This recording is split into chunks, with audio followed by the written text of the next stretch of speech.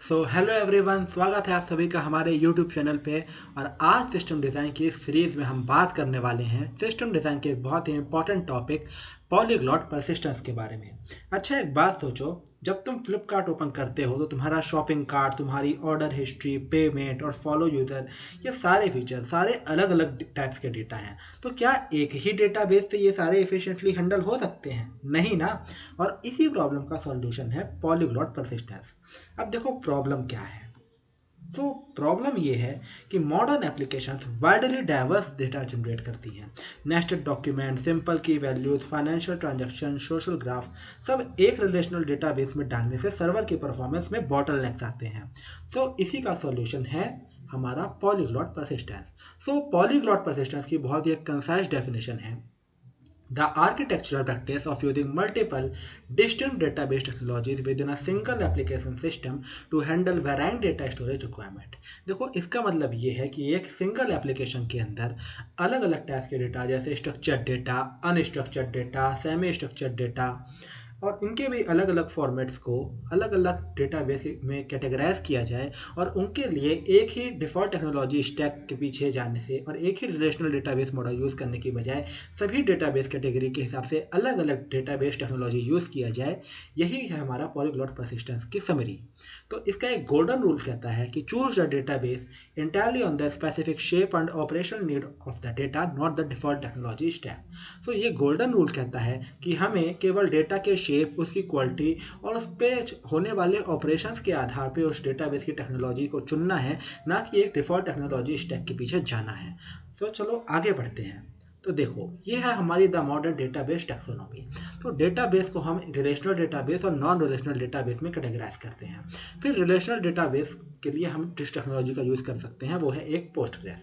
फिर no SQL data या non relational data में कई टाइप होते हैं, जैसे की वैल्यू पेयर होते हैं, डॉक्यूमेंट ओरिएंटेड डेटाबेस होते हैं, कॉलमनार डेटा या graph structure data. So simple की वैल्यू पेयर के डेटाबेस के लिए हम जिस टेक्नोलॉजी का यूज़ कर सकते हैं वो है रेडिस। डॉक्यूमेंट ओरिएंटेड के लिए हम मोंगोडीबी यूज़ कर सकते हैं, कॉलमनार के लिए कैसेंड्रा, और ग्राफ स्ट्रक्चर डेटाबेस के लिए हम ग्राफ डेटाबेस का यूज़ कर सकते हैं। तो देखो, अब हम शुरू करेंगे एक रियल वर्ल्ड केस स्टडी, जहाँ पे हम एक ई कॉमर्स का आर्किटेक्चर में हम अलग अलग डेटा को अलग अलग डेटाबेस में कैटेगराइज करके उन सब के लिए एक अलग स्पेसिफिक टेक्नोलॉजी को डिफाइन करेंगे। तो चलो बढ़ते हैं।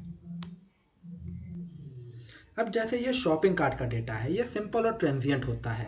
ये की वैल्यू डेटाबेस है, और जैसा कि मैंने आपको बताया, की वैल्यू डेटाबेस के लिए हम रेडिस टेक्नोलॉजी का यूज़ करेंगे। आगे आता है हमारे पास कंप्लीटेड ऑर्डर्स का डेटा, जो कि बहुत ही वास्ट होता है, नेस्टेड होता है। ये डेटा हमारा डॉक्यूमेंट ओरिएंटेड होता है, तो हम इसको डॉक्यूमेंट ओरिएंटेड डेटाबेस में रखते हैं, और इसके लिए हम जिस टेक्नोलॉजी का यूज़ करेंगे वो है मोंगोडीबी।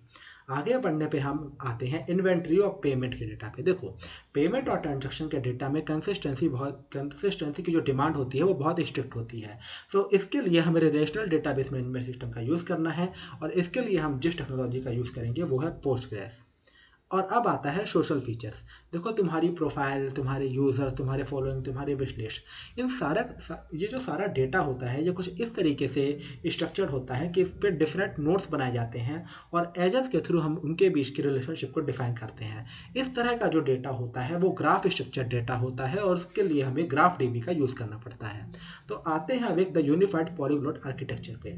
तो जैसा कि आप सभी देख सकते हैं, एक ही एप्लीकेशन इंटरफेस के अंदर हम अलग अलग तरह की डेटाबेस टेक्नोलॉजी, जैसे रेडिस, मोंगोडीबी, पोस्टग्रेस और ग्राफडीबी को अलग अलग टाइप के डेटाबेस के लिए यूज़ करते हैं। और अब आइए मैं आपको बताता हूँ हमारी आज की डायग्नोस्टिक मैट्रिक्स के बारे में। तो देखो, जैसे कि इन्वेंट्री और पेमेंट्स के तरह का जो डेटा होता है उसमें हाई कंसिस्टेंसी की डिमांड होती है, तो इसके लिए हम RDBMS का यूज़ करते हैं और पोस्टग्रेस टेक्नोलॉजी यूज़ कर सकते हैं। यदि मैं बात करूँ शॉपिंग कार्ट के डेटा के बारे में, तो वो सिंपल और ट्रांजिएंट होता है, की वैल्यू पेयर में दिया होता है, और इसके लिए हम रेडिस का यूज़ कर सकते हैं। यदि हम कंप्लीटेड ऑर्डर्स की बात करें तो वो वास्ट और नेस्टेड होता है, डॉक्यूमेंट ओरिएंटेड होता है, और डॉक्यूमेंट ओरिएंटेड डेटाबेस के लिए हम जनरली मोंगोडीबी का यूज़ करते हैं। यदि हम यूज़र और फॉलोअर्स की बात करें तो वो आपस में हाईली कनेक्टेड होता है, वो एक तरह का ग्राफ स्ट्रक्चर डेटाबेस होता है, और इसके लिए हम ग्राफ डीबी का यूज़ करते हैं।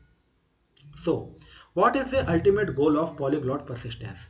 To build systems based on the shape of your data। देखो, पॉलीग्लॉट परसिस्टेंस का जो अल्टीमेट गोल है वो है एक ही एप्लीकेशन के इंटरफेस के अंदर अलग अलग तरह के अलग अलग फॉर्मेट के डेटा के हिसाब से, उनकी क्वालिटी के हिसाब से, उनकी शेप के हिसाब से अलग अलग डेटाबेस की टेक्नोलॉजीज़ का यूज़ करना।